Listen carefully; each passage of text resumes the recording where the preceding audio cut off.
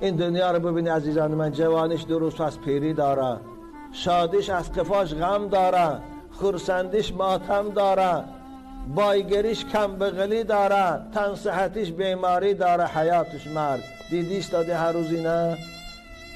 اما خدا برای شما بستانسرای جنت آماده کرده است. وقتی که ایمانی به خدا داره، وقتی که ایمانی به پیغمبرای الهی داره، وقتی که ایمانی به کتابهای آسمانی داره، وقتی که ایمانی به تقدیر داره، وقتی که ایمانی به زنده شدن روز قیامت داره، موافق به ایمان تا 5 وقت نماز تا بخوانه، هر سال رمضان مبارک روزش گیره، از حرام های خدا کتان نگه داره، مثل عرق نوشی و زناداری، دزدی، خائنی. خدا شما رو بعد از این عالم که رفتیم در بستانسرای جنتش جا میکنه.